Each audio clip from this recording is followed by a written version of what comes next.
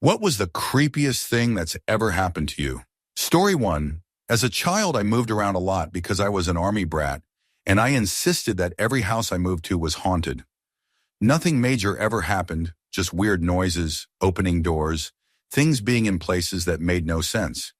It was not until my second year at university that I realized I was haunted and not the houses, after my housemate suggested it. Anyway, last year I was on the way to my university house from my job at a bar at about 3 in the morning. To get into the house, you have to walk down a privately owned alleyway. Just as I reached the entrance to this alley, a man ran up behind me and spun me around. He clearly had a bit too much to drink and started trying to grab me, touch me, and convince me to remove my t-shirt. Naturally, I was very uncomfortable and scared. I remembered that the window to the house had an alarm that went off if the window was hit. I figured if I could get down the alley and hit the window, my 2 male housemates would wake up and help. The only issue was that every time I walked down the alley, he would grab me again. After maybe 5 minutes of a struggle, the man hit me. Next thing you know, the alarm on the window went off, waking up my housemates and scaring off the man.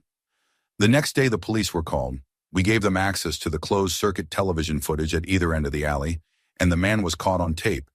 But since most of the incident occurred in the alley, there was not enough evidence to charge him. Later that day, my housemates and I decided to check the footage to see what caused the alarm to go off. There was nothing. No bird, cat, or any other animal. The alarm just went off. This had never happened before and did not happen any time after either. I am convinced it was my ghost. It used to freak me out, but I am kind of glad it is around now. Story 2. I work at several attractions for the Big Mouse that has tourist destinations in Orlando and Anaheim. When I first started working for the Mouse, I learned that most of the buildings were haunted in one form or another, and generally I take this stuff with a grain of salt. Show me the science or prove it to me, then I will believe. I have had 2 separate encounters with 2 ghosts in 2 different attractions, and let me tell you, I believe a whole lot more now. Experience 1. In a slow-moving journey through time, you come across a scene where a famous painter is lying on his back painting the ceiling of a building. There is a ladder going up to that scene, and the rumor was that a maintenance guy had a heart attack during his shift one night and collapsed at the base of the ladder. No one found him until the next morning, and he was already dead. It became a tradition upon closing the ride for the night to tell him good night, or else havoc would come down upon the ride the next day. Silly, I know, but we all played along, and I never really believed in it because everything seemed very circumstantial. On one particularly slow day, I was riding through the attraction when all of a sudden it stopped in that scene I mentioned earlier. If you have ridden this ride, you know that it is basically a train car with 2 rows. As far as I could see ahead of me, there was no one, and as far as I could see behind me, there was no one. The ride system is pretty sophisticated, and when someone hops out, there are pressure-sensitive mats on one side that trigger the ride to stop and show on our ride display screen exactly where it is. On the other side of the ride vehicle, there are photoelectric beams that also give the exact location of this intrusion, as we call them. We stop this ride pretty often because someone takes too long to get into the ride vehicle, so we stop it and then start it back up again. In this case, they started speaking over the intercom into the entire ride, and that usually means someone is out of a vehicle somewhere on the ride. A few minutes into sitting there, I started to hear keys jingling. 2 sets headed in my direction. I was completely alone, and here came my fellow Mouse employees looking rather concerned. They asked if I had jumped out, which of course I had not, and they looked at each other and then back at me from the opposite directions they had come from. They asked if I had seen anyone, and I had not because it was just me. They said the mat and the I-beam were both triggered in this scene. We all sort of stared at each other and whispered the ghost's name. They left, and within 5 minutes we were moving again, but I never rode alone again. Experience 2. Another attraction I work at is a motion simulator that spins and creates gravitational forces to simulate spaceflight. When the attraction first opened, there was only one option. The story goes that a mother brought her child in to experience the attraction, and when the attraction finished, the child was unresponsive. Emergency services were called, and it was later discovered during the child's autopsy that he had an undiagnosed heart condition. This much is true, and there is a fellow Mouse employee that was working on that day and remembers the story and multiple other Mouse employees have looked up the story, myself included. Since then, it has been said that the ghost of that little boy likes to hang around in the ride room where he died. There are multiple reports of hearing him laughing during opening procedures, of him calling out for his mom, of the sensors going off before the ride starts, and upon checking the cameras, there being things in front of them that definitely were not there before, since we check all of the cameras before the ride starts. Again, I am usually very skeptical about this sort of thing. One morning, I was scheduled for an opening shift, which does not normally happen due to my low seniority. I showed up and went to open ride room number 3, which is the room where this little boy met his tragic end. During opening checks, there is one person in each of the 4 rooms, all completing the same tasks. Ride rooms 1 and 2 are connected by a small closet, and ride rooms 3 and 4 are similarly connected by a small closet. We usually do not chat in the mornings with the person opening the other ride room, since we are all trying to get through our checklist as quickly as possible. I got to the part where I was about to run the ride and check for errors at the end of my checklist, and went in to start closing up my vehicles. It gets pretty loud in there, to the point where, if we need to get someone's attention, we have to raise our voices. I started to check my ride vehicles and close the first 2 of 10. That was when I started hearing laughing from a little boy. At this point, I was pretty sure it was one of the other openers playing a joke on me, so I moved on. I went to check the next 2. They were good, so I closed them. I heard the laughter again, closer and louder this time. I turned around to check over my shoulder, and there was a faint flicker of movement from the corner of my eye. I went to check and see what it was, and there was nothing. At this point, I was spooked. I hurried and checked the rest of my ride vehicles, closed them up, and did a final check of my ride room before closing everything up and setting the ride to start. I heard the giggling again, turned around like last time, and there was a faint shimmer disappearing down the hallway. Of course, I chased it to see what was there. It turned out to be nothing again, so I went to the other ride room to see who was opening over there.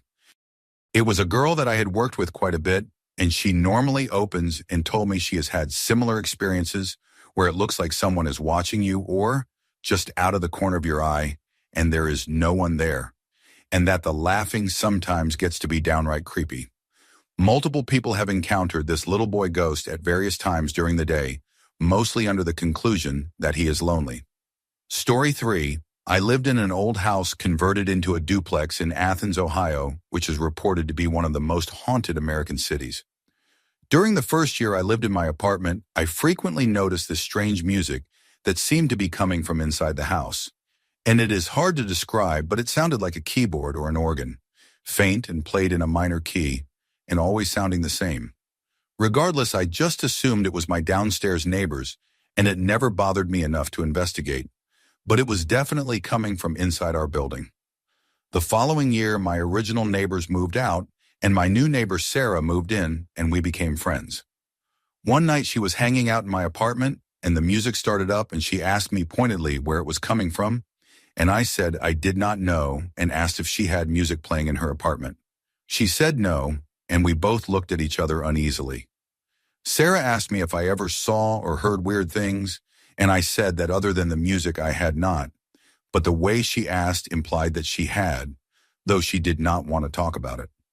A few months later, her boyfriend moved in, and she later confided in me that she saw and heard things, specifically random tendrils of what looked like smoke swirling inside their bedroom, doors slamming or opening without explanation, and her boyfriend hated going to the basement so much that he would sing the whole time he was down there doing laundry.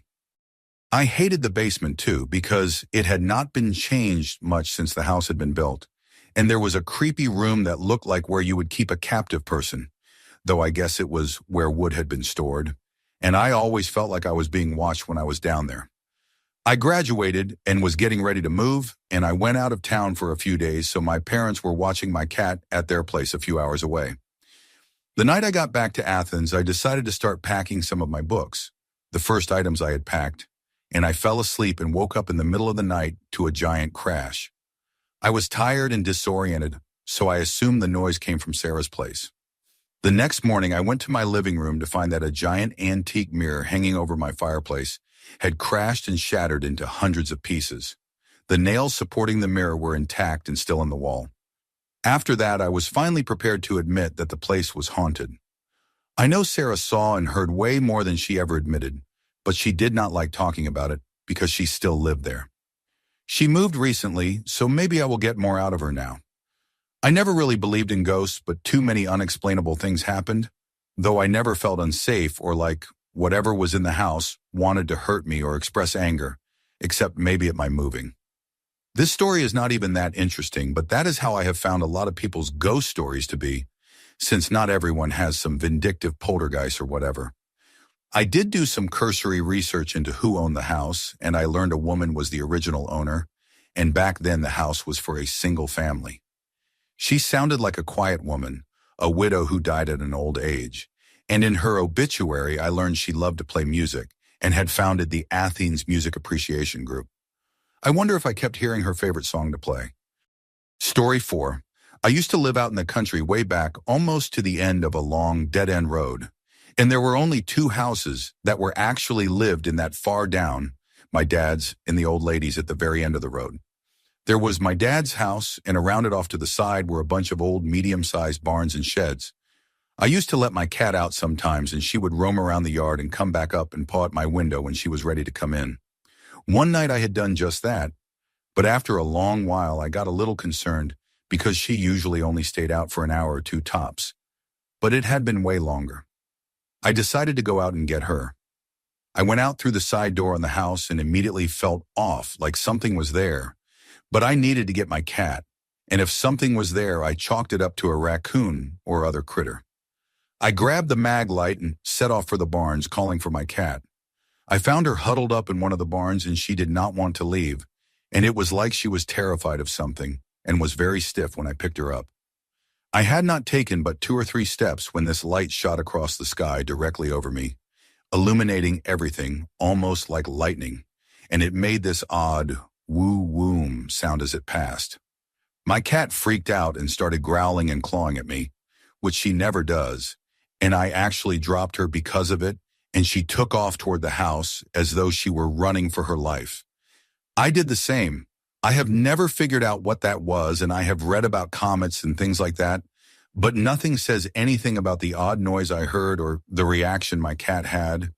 It could have been something simple and explainable, but it really freaked me out at the time. Story 5. Creepy for me, I was having a tense conversation with someone that I was close to years ago, and the conversation quickly devolved into a passive-aggressive fight that ended with the other person getting in the car and driving away.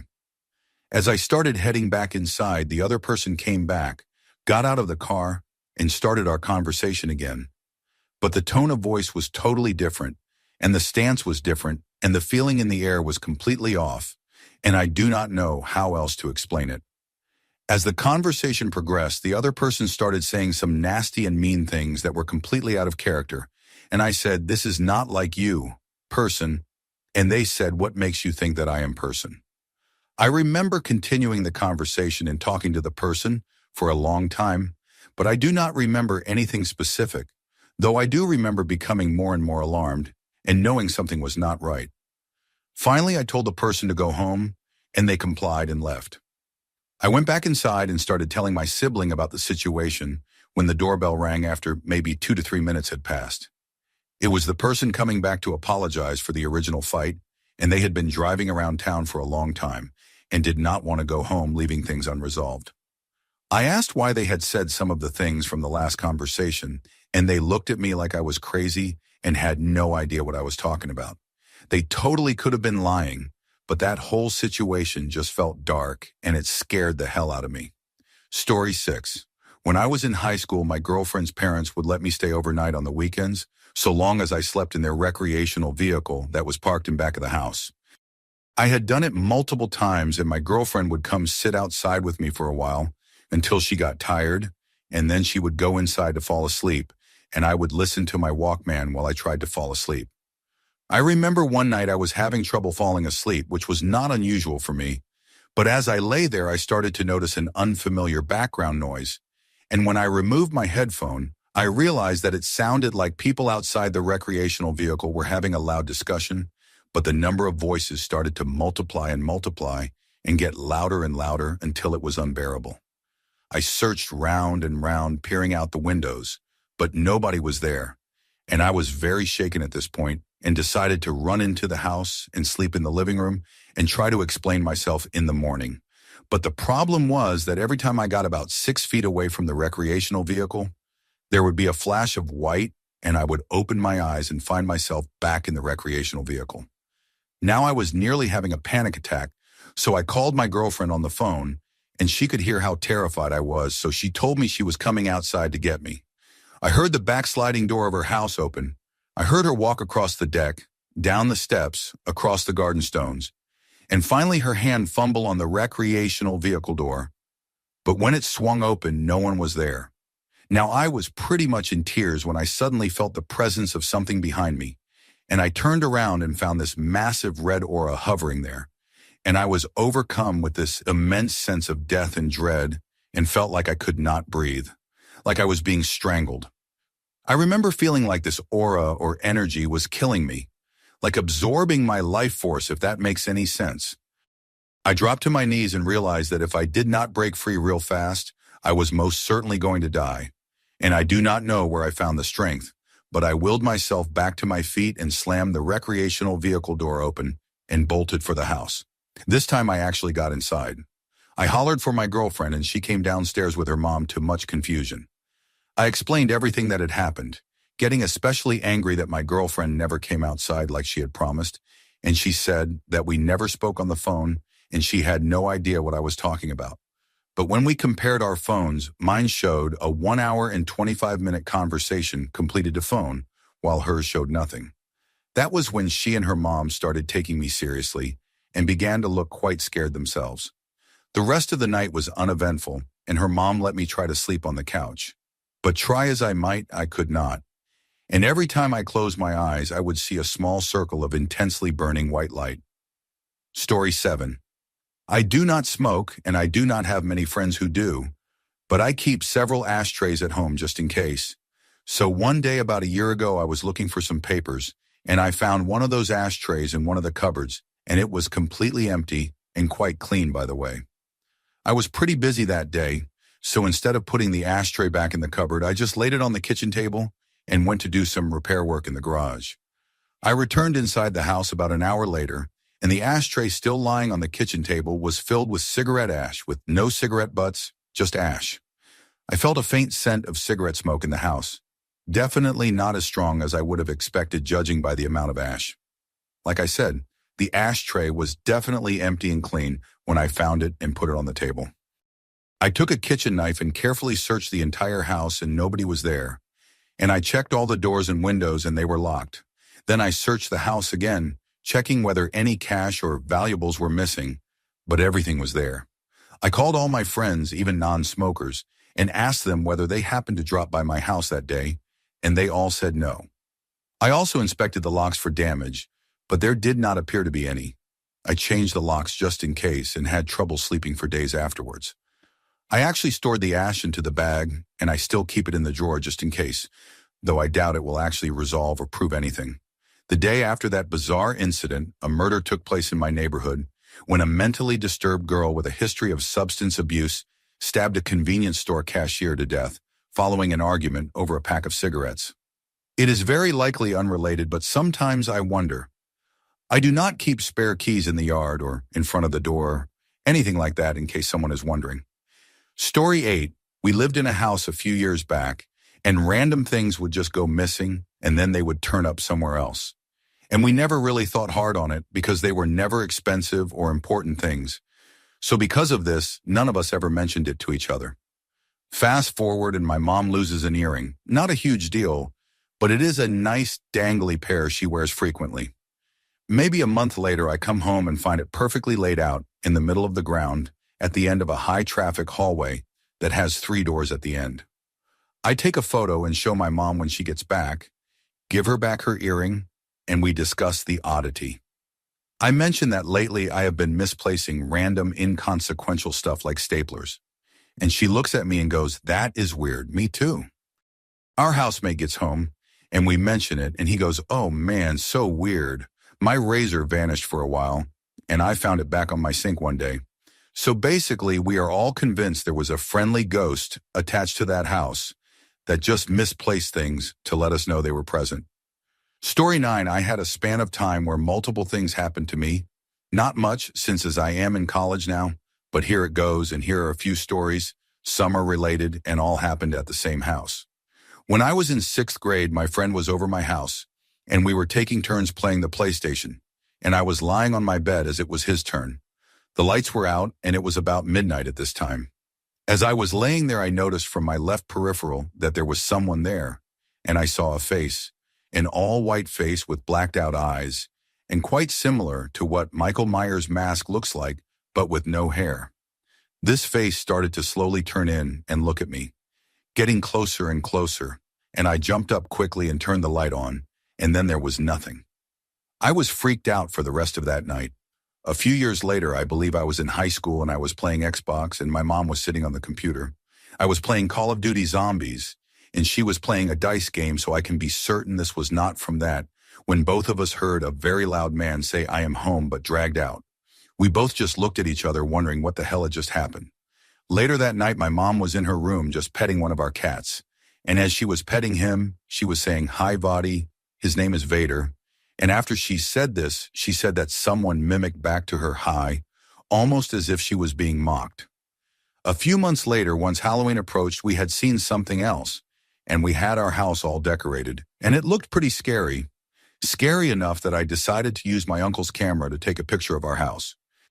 Upon further inspection of the picture, I noticed something quite scary, and I zoomed in on our door, and we have a glass door that opens first before the main door. And I saw within the glass a face that had human characteristics. However, the eyes were blacked out, very similar to the thing I saw when I was younger. Story 10, I was a manager of computer repair for a retailer a couple years ago, and we had a client's computer in the back running various malware and virus scans, and I was doing morning paperwork in the back near the computer. This personal computer had its screensaver on displaying random photos from the My Pictures folder. Various family members, children's birthday parties, the usual stuff. Then from the corner of my eye, I swear to God, I saw a picture of a woman from the shoulders up with her throat cut. As soon as I realized what I was making out, I directed my full attention, and it was back to photos of a car show. As the day went on, I thought nothing of it and proceeded to continue my work until I was bringing another customer's personal computer to the back to work on, and again from my peripheral, I could have sworn I saw a bloody body bound in the trunk of a car. At that moment, I began to freak out, and I grabbed one of my employees and explained to him the situation. We then sat for 10 minutes and watched the screensaver, since it is against company policy to search through the client's personal files without absolute just cause. We then proceeded to see a photo of 2 bodies in a shallow grave out in the woods and another photo of a severed hand down in the kitchen drawer. I then went and got the general manager and informed him of the situation and had him view this screensaver. We then felt that it would be in everyone's best interest to contact law enforcement. In about 15 minutes, the owner of the computer and another gentleman showed up, and I proceeded to tell him that his computer was not ready, and it would be a while. He then informed me that he was called there because someone reported that we had found some photographs of a grisly murder. I showed him his computer, and then his partner began to laugh at him.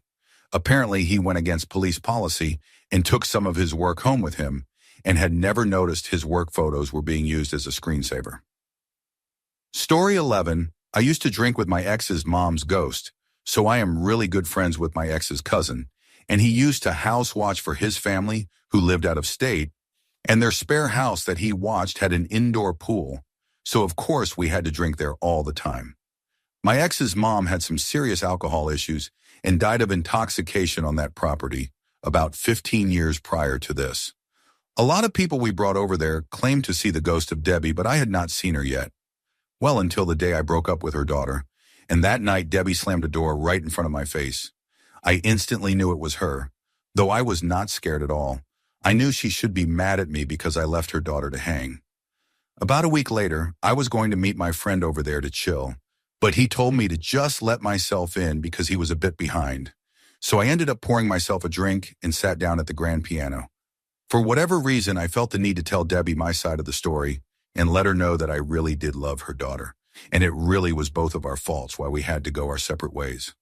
After feeling like a fool for talking to thin air, I poured another drink and started playing the piano, until all of a sudden I felt a really cold hand on my back, but no one was there.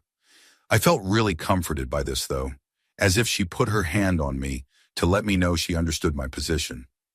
That house is sold now and no longer in that family, but I live a few miles away, and I still drive by every once in a while and wonder if the new owners have seen Debbie as well. I kind of want to stop by and ask, though I also do not want to creep out the new owners, so I just let it go. Story 12. So when I was 18 and in my freshman year of college, I was out on my own for the first time in my life, and I learned the hard way that I never developed any kind of internal structure in my life, and that my parents always making sure I did my homework and went to class was something I relied on. Long story short, I did not do either of those things and I got straight fails. The writing was on the wall for a while, but it was all still a huge shock to a guy who was all A's and B's and got like a 15,000 scholarship. I am not sure what happened, but I found myself sitting in this big bay window on the 4th floor of my dorm, about to throw myself off.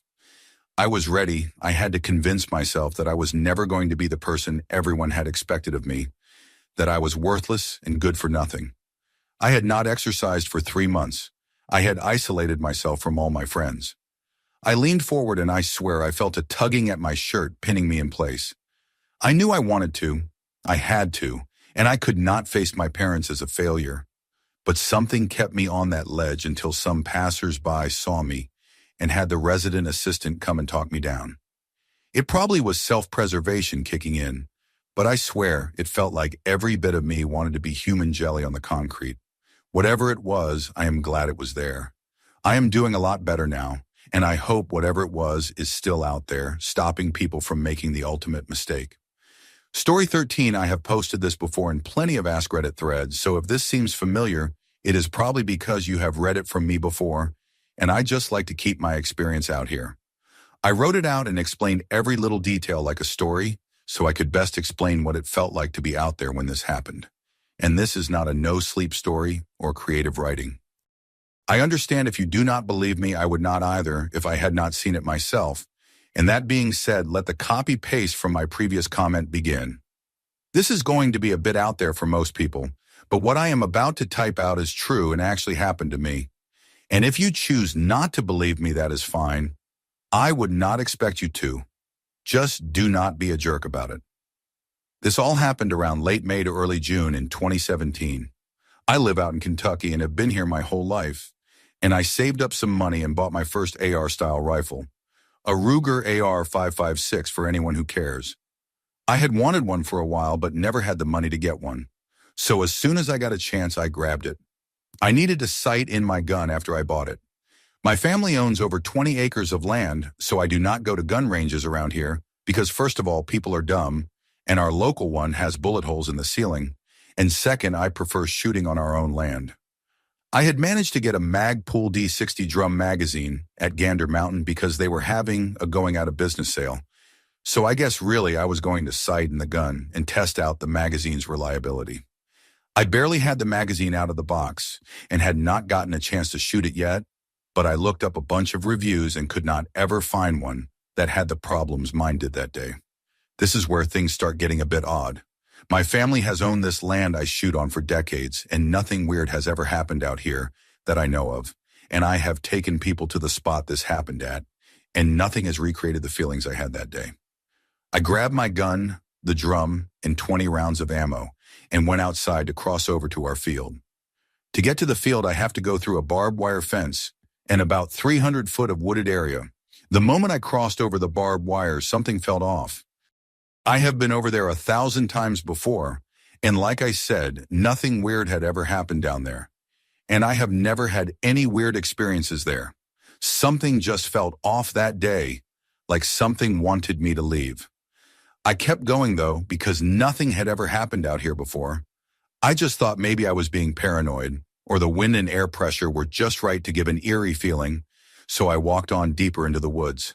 The further I got, the stronger the feeling was, and I felt like I was being watched, like something nearby was just staring into my soul.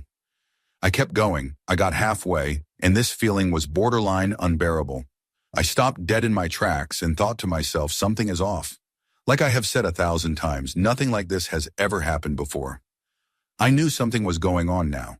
When I grabbed my ammo when I left home, I did not load it into the magazine because I wanted to hurry and get to the field so I could get everything set up. This is where I listened to that gut feeling. I stopped dead in my tracks and loaded the magazine with the 20 rounds I brought. Something told me that something was not right and I needed to be ready just in case. And something was watching me, and I did not know what it was or where it was. As I was loading my magazine out of nowhere, I smelled something dead. It just came out of nowhere. I had been standing there for 2 minutes with no scent. Then all of a sudden it smelled like a month-old rotting carcass was beside me. I looked around, and directly behind me was a mangled animal that, aside from the smell, looked nearly fresh. It was so mangled, the only thing that gave me a clue as to what the animal was the color of what was left of its fur, which was a white-gray color. It was a rabbit or possum. The smell did not go along with the age of this. Whatever I caught the stench of, that was not it. I finished loading the magazine, immediately stuck it in my gun, and held the bolt open. That way, if I tripped, my gun would not fire accidentally. For some reason, I kept going. I was nearly out of the woods and I could see the field I was going to dead ahead. That was when it happened. This entire time I had been walking alongside a creek. The creek turns to the left as you approach the field I was going to. As I got to the turn in the creek, I heard a large splash in the water. I turned quickly, and what I saw, I will never forget. This thing was easily 8 to 9 feet tall and stood on 2 legs, and aside from the water splash, it was dead silent. It had very long arms and long legs. It was a light brown color, almost the color of a deer. Updating this to say I got thinking about it the other day, and I think it was much lighter brown than a deer. It still had a brownish look to it, but not that dark. Maybe it actually was gray, and the lighting made it look a light shade of brown, but it looked like skin, not fur. Perhaps the freakiest thing about it was its size. It looked severely malnourished, very skinny and tight skin across its body. Imagine taking a fully grown man that only weighs 120 pounds and stretching him out to be 9 feet tall, but he stays the same width and does not get skinnier as you stretch him out. It had somewhat of an odd walk too, but this could have been caused by the mud near the creek bed. It never faced me, so I did not get a chance to see its front. It just kept walking and never turned around. This scared the absolute life out of me. I was 99% sure I knew what this thing was. I tried to close the bolt on my gun to chamber around just in case this thing turned around to fight. I had no intention of shooting this thing unless it gave a sign it was going to attack. If it was what I think it was, the gun would not have done anything but made it angry anyway. When I tried to chamber around, the magazine would not let go of the round. The force of the bolt closing would break your finger if you were to close it on your finger. I had been loading and unloading the magazine the day before to help loosen the spring to make it easier to load in the future. I could take the rounds out with my hand, but when I came across this thing, somehow it decided it wanted to keep the bullet. By now the thing was gone, and I was basically sitting there with nothing to defend myself. That magazine never worked right again. I kept it a few more days, but had to send it back because it was tearing up my ammo. It would hold on to bullets so tight the bolt tried to close, and just scratched a gouge so deep in the casing powder was almost leaking out. After it walked off, I realized if I had shot, I would have deafened myself. It caught me so off guard, I almost fired a 5.56 round in a heavily wooded area without ear protection. I had brought some with me, but did not have it on. Now to answer some questions. What was it? To be honest, I have no clue what it actually was. Me and a friend who knows more about this stuff than I do did some looking around and have narrowed it down. Skinwalker, goat man, or what I am afraid it is, a Wendigo. If you want a very good idea of what it looked like, look up the Wendigo from the game Until Dawn. Aside from the color, it is exactly what I saw. And before anyone thinks I am just describing the one from the game, I did not even know about the game until after I had my encounter. When I saw the gameplay, it actually made me very uncomfortable because of how much it resembles what I saw. Everything I saw matched a Wendigo perfectly. Stench of death, mangling animals to scare or intimidate humans. Long arms, malnourished, tight skin. Most are gray, but I have heard about brown ones, except one thing, its behavior. They are supposed to be hyper-aggressive and basically kill anything they see or drag it off and eat it alive. So why did it not get me? It had ample opportunity to, but never did. Why did it walk off and turn its back toward me? I have not told my family mainly because I do not think they will believe me, and they will think I am crazy.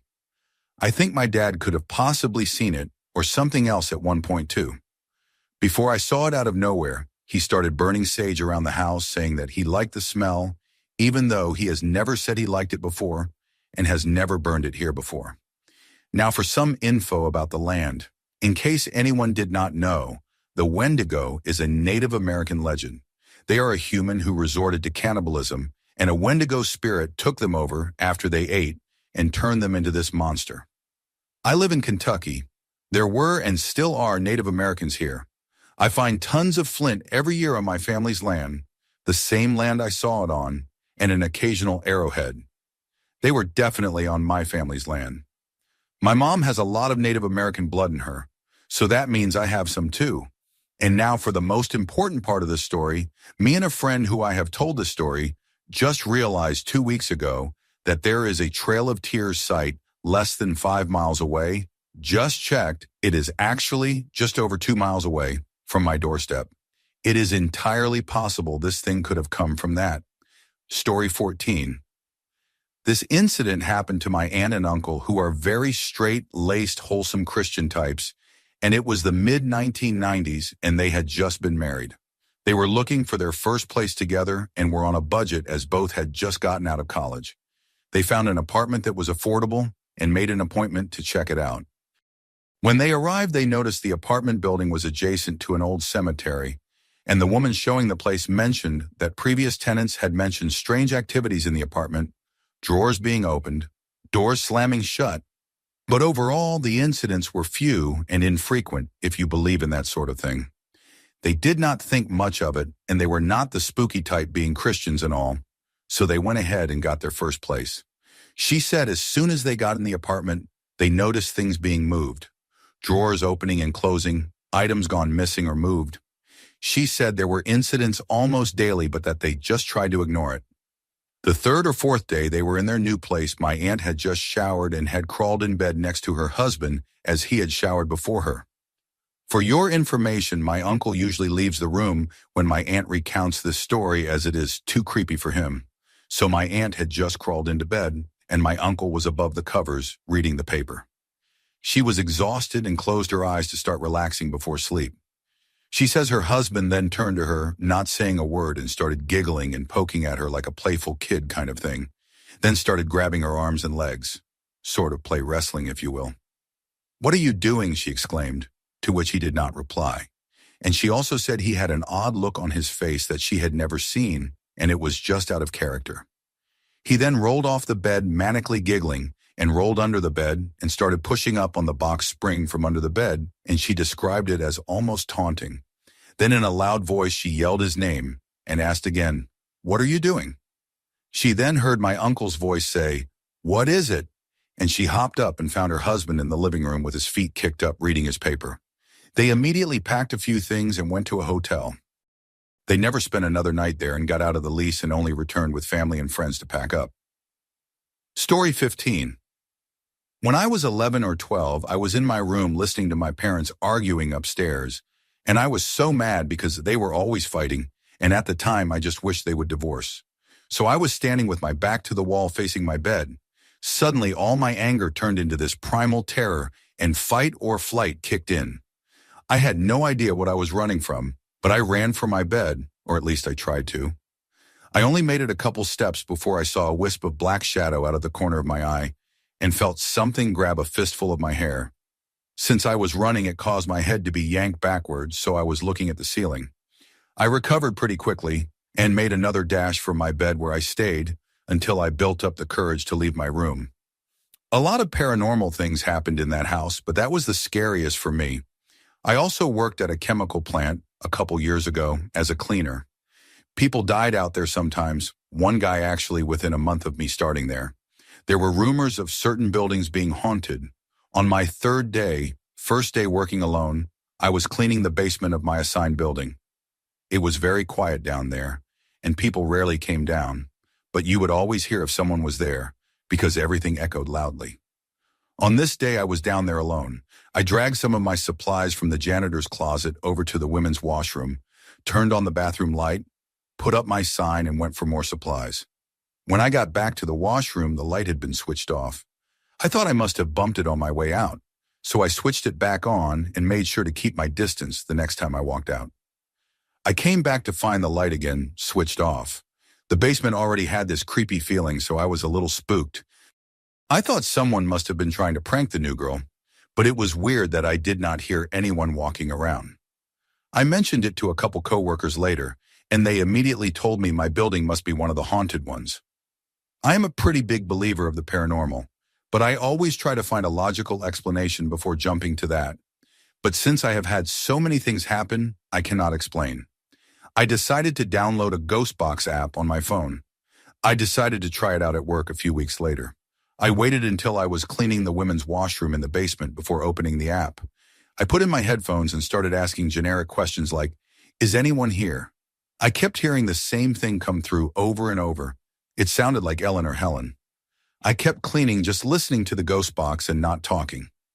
I moved on to the shower. As I was standing in front of it about to step in and clean it, "Helen is in the shower" came through clear as day and louder than anything had before that. I left so fast, and it was almost a month before I could bring myself to clean that washroom again. Story 16. I live in a 2-bedroom apartment with my wife, and when you enter the apartment, there is a bathroom immediately to the left, a small open concept kitchen to the right, and past that is the living room. Just outside the bathroom is an old microwave stand that we have a bunch of papers and pens on, in an organizer, some lactase supplement pills, and one of those electric candle warmers that uses a heat lamp to heat up a candle so that you get the scent without actually lighting it. A few months ago, I got out of bed in the middle of the night to use the bathroom, and all the lights in the house were off. I went into the bathroom and sat down on the toilet and messed around on my phone longer than I should have, maybe 10 to 15 minutes or so. And at this point, the only light that was on was the bathroom light. I finished up in the bathroom, washed my hands, hit the light switch, and stepped into the hallway. And this candle warmer light was on. I stopped dead in my tracks for maybe 30 seconds, listening to see if my wife or son, he is a toddler who cannot get out of his crib, were awake. Silence. At this point, I was creeped out and desperately trying to rack my brain to remember if I had turned this light on my way into the bathroom. I knew I did not. I went into the bedroom and woke up my wife, who was snoring and sound asleep. I said, "Hey, did you turn any lights on?" And she told me, "No, you must have left it on." So I said, "You did not turn the candle warmer on?" "I do not think I have ever turned it on."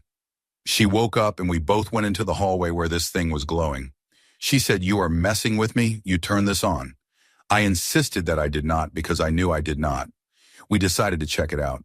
I flipped on the kitchen light and suddenly the candle warmer went off. Interesting, I thought to myself. The warmer is activated by a switch that is on a cord behind the microwave stand, and it would take some effort for a person to reach back there and turn it on. It is not really something you could do without meaning to. We flipped the kitchen light switch back off, and it stayed off the entire time. I flipped the switch on the candle warmer, and it came back on and stayed on no matter what other switches I flipped. We decided that something must be wrong with the thing and tossed it down the garbage chute. I have no idea what caused this anomaly.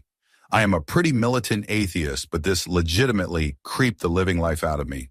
I know we have some issues with ground fault interrupters flipping in that part of the house if you flip too many switches in the bathroom at once, but nothing really seemed like it was wired to the outlet that warmer was plugged into. Story 17. I was working at a mall under construction, and it was slowly becoming winter where I am, so that means 5 in the evening, the sun goes down, and 6 in the evening is dark. It was after 5 in the evening, and the mall did not have lights, so we had to work by our work lights. We were the last guys on site, and because he had first aid, my boss and I could work alone. At one point, my boss asked me to go do something in the bathrooms at the back. The bathrooms were down this long hallway, this really long hallway, Lots of turns and such, with no lights besides my phone. So I got to the one bathroom and I was underneath the sink just trying to level out the counters when my phone crashed and it had to restart. I noticed I had like 4% battery, so I turned off the light and figured I would open a door further down the hallway and it would give me some light that I could get used to. At this point, I just needed to silicone the counter to the cabinet, so I did not need much light. I heard something down the hallway after like 5 minutes. I figured it was just my boss, so I continued work. It was super dark at this point, so any light from the outside was pretty much gone.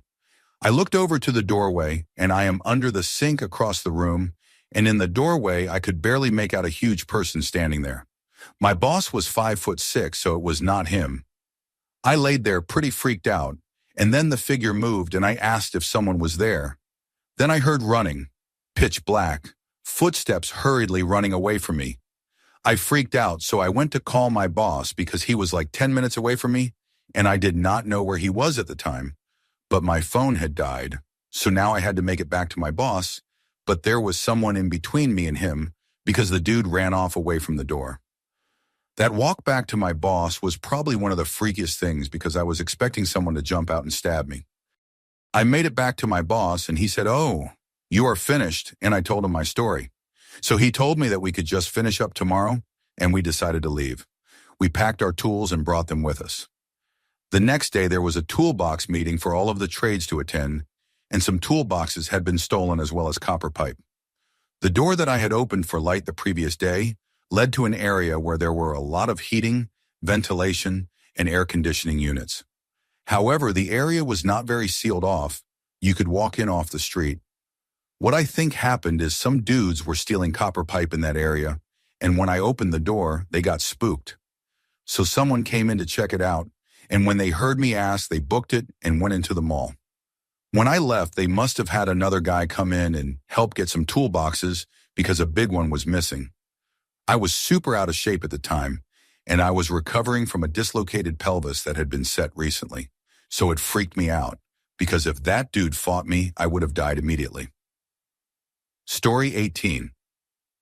This happened a couple months ago, and I reported it to the local sheriff's office, and I never heard back. I was with some friends up the local canyon. We were hiking around and eventually set up our hammocks. We smoked some cannabis, and we were having a good time until my friend told us she was panicking. Assuming she just got too high, we offered her water and food and asked her what we could do. She told us in no uncertain terms she wanted to leave because she did not feel right and her anxiety was not letting up. And as someone with anxiety, I agreed that we should leave the situation for her benefit. We packed up and hiked back to the car about 20 minutes away. The sober driver started the descent down the canyon. We were about 10 miles up the right-hand fork of this canyon with no cell service and narrow roads, going about 30 miles per hour when we turned a curve in the road and ahead saw a truck, headlights facing us, stopped in the road. Next to the driver's window was a guy in his mid-20s talking to the driver, and about 20 feet to the left of the guy was a motorcycle neatly laid out on the side of the road. As we approached the truck with our car, we were forced to stop as the guy stood in front of our car and started waving his hands. Immediately, my friend and I noticed he had a large blood stain on the front of his shirt over his stomach. His entire right arm was wrapped in a bandage, the type you would wrap around a sprained ankle. But he did not have any blood splatter on him. His outfit did not look disheveled, and what I am assuming was his bike looked to be in pristine condition and set down nicely. It is hard to explain how perfect the situation seemed, like it was a setup. The weirdest part of this all was the feeling everyone in the car had. Our stomachs dropped. I had an intense feeling of dread and fear come over me. The guy on the road tried to get us to stop our car, and the truck was blocking the other side of the road and was not moving. Usually I am one to help people, but in this case I felt like if we stopped the car and got out, we were not going home that night. I believe my friend had that feeling of anxiety earlier for a reason. I knew we had to leave, so I screamed at the driver, "Do not stop." The guy on the road had a weird look in his eyes, not panic, but almost excitement. She kept pushing her car forward at about 5 miles per hour for the longest 20 seconds of my life, and eventually he realized she was not going to stop and he moved. We hauled down that canyon. The driver and I felt that we had made the right choice to keep driving and not stop, and so did my friend, who had anxiety issues earlier. The other two in the car thought we should have stopped and helped. The five of us all agreed, however, that everyone had a creepy feeling from the situation, and it did not seem right. We do not believe he crashed or really needed help. We think it was a setup. I found it odd he was walking up the canyon for help, and that he tried to stop a car full of 20-something girls for help when there were other cars coming up and down the canyon at regular intervals. It all seemed sketchy. We got out of there and reported it immediately when we had service. Dispatch told us they sent a couple officers up there, but we never heard anything about it. We looked in the local news for the next few weeks and saw nothing related to what we saw. It was weird. Story 19. I bought my house in 2008. It is an old Sears and Roebuck's kit house built in 1923. When I purchased it from the realtor, she said that an old retired city utilities worker had been the only owner of it before I bought it and said that he had maintained it fairly well. She was not wrong either. The only thing it needed was a new roof. I kind of wondered why it had sat vacant for a few years. I found out why a few months after buying it. While moving my stuff into the place I was storing everything I would not need immediately in the basement. It was a finished basement, so it was not too awful. But I kept hearing noises while I was down there sorting my stuff into things I would need soon, and it can wait piles. It sounded as if someone was pacing from my kitchen to the front door and back. Then a few weeks later, I was down there grabbing some things. I heard a piano above me. Not a grand piano, but a piano you might see in a church. Not an organ, but a smallish piano. I could even tell you what song it was, How Great Thou Art. I did some research on the place. It turns out the retired city utilities worker had died in the bathtub. It was not anything horrific. I talked to his daughter. She just happened to work as a pharmacy technician at the pharmacy near my house. She told me that he had a massive heart attack while he was in the tub. She came over for dinner and found him there later that night. I expressed my sincere sympathy for having to deal with such a traumatic experience. The very next Saturday, I was out doing some yard work, and this little old dude came up to me. I shut down the weed eater and had a chat with him. He said he used to live here, and that he wanted to look at the place one last time before he moved away. He was pretty feeble-looking, so I was not too intimidated. I invited him inside for a glass of iced tea and to check out what I had done to it since he was last in there. He politely declined, said the outside looked beautiful, and he was certain that the inside looked just as good. He expressed his gratitude that someone responsible had purchased the place. He walked away. I started to pull the cord on the weed eater and then thought of something else I wanted to say to the man. To my surprise, he was already gone. Weird. I did not see any cars drive by, and I was positive he could not have walked down the block and around the corner in the span of 8 seconds. It just was not possible. The noises I heard in the house went away after that. I think that little old dude I talked to was the ghost in my home, and he wanted to be sure I was going to take care of the house he bought and built. I still own and live there, and I hope I am taking care of it as good as he would like. Story 20. My best friend called me one night, telling me his roommate was having a problem. We were all 18 or 19 at the time, in the days when people did not really have cell phones, brick Nokias at best. Some weird stuff had been mentioned to me, but it was stuff you could blame on neighbor kids, like banging on the outside walls that faced a field. His roommate's house was at the end of the road in a desert town, so the closest neighbor was a football field away at least. Thinking someone was messing with them, I rallied the troops and we got there. This guy got the house from his grandfather and inherited an RV, the house, and a couple vehicles. Both of them looked sleepless, but not much happened at first. I was the tallest by far, being over 6 foot, and there was a ceiling drop-in right in the living room. I noticed it open a few times and closed it, but by the 3rd time I had everyone try to reach it. There were 2 drop-ins, and without a ladder, no one but me could reach them. About 1 o'clock in the morning, we started hearing thuds on the wall facing the field. My friend said, "This is how it starts." One guy brought a shotgun for some reason, but we headed out to stave off whoever it was. All of us went. No one stayed in the house. I kept looking back at the house to make sure no one was sneaking up on us, but I saw what looks like someone in a hoodie standing in the middle of a big window in the master bedroom. I pointed it out, and we all ran back up to catch the person. There were only 2 ways into the house, both in the front. We split the group and went both ways around. No one came out. No door slams, no running, no one inside. The master bedroom had white walls, nothing hanging on the walls, and the closet closed. Nothing that could be a dark anything to deceive us. Other weird stuff happened, but the crazy one is that the guy who owned the house went into the bathroom. After he left the living room, the drop-in opened in the living room. We heard his voice in the attic start laughing weirdly, and then a pipe wrench came flying out. 3 of us ran to the other drop-in, which was closed and had no ladder. We heard some scuffling, so I reached up and scooted the drop-in open about a foot and nearly lost it, looking at my friend's roommate's face staring at me with a very disturbing smile. I stumbled back and he was gone. I went straight to the bathroom and opened the door to find this guy on the toilet taking a dump, and I had scared him in doing so. No entry into the attic from the bathroom, no windows in the bathroom. I cannot explain it, and I am not the only one who saw these things.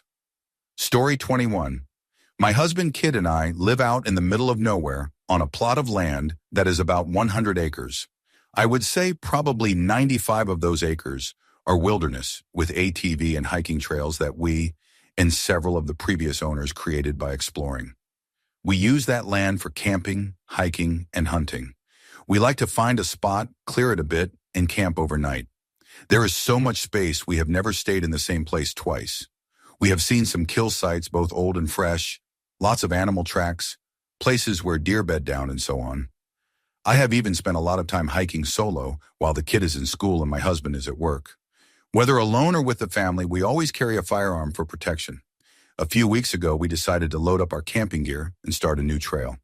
We mark the trails we make with spray paint on trees. We were pretty far in the woods, having hiked almost an hour when the atmosphere seemed to change. I do not know who noticed it first, but my husband, who was leading the 3 of us, turned around and gave me a concerned look. The birds had stopped chirping. The insects were quiet. There were no sounds around us. When in the woods, complete quietness is rarely a good thing. We continued onward, hyper-aware of our surrounding, while our kid continued merrily talking. We came to the stream that marks the midway point of our property. We stopped for a few minutes, my husband and I in a stare down with each other. We both felt something was off but did not want to scare our daughter. I finally broke the silence and said I suddenly did not feel good and that we should go home. My husband nodded in agreement while our daughter voiced her protest. "Too bad, kiddo." We turned around and started back. After going a few hundred yards still in silent wilderness, I looked to my right and saw a person crouched down in a ghillie suit about 150 feet off our trail. I am positive they saw that I noticed them, but they never moved. I cleared my throat to get my husband's attention, and when he looked back, I put my hand on the gun in the holster on my hip, which caused him to readjust his rifle in preparation for anything. I sped up my family and we hurried back home. I told my husband as soon as we were inside. We decided to call the police and report the trespasser. We filed a report and were told to call again if we saw anyone. A few days later, my husband and I went out alone and set up a bunch of deer cams. We did not go back out into the woods for maybe a week. Then he and I ventured out to retrieve the cam footage. Out of the 9 cams we placed, we caught a person in a ghillie suit in 2 images. We handed copies over to the cops to go with our report. We have not gone back out since except to check the deer cams. We have not gotten any other trespassers. It freaks me out even more to think of the few times while camping that we heard walking near our tent in the middle of the night. We always assumed it was curious animals, but now I'm not so sure.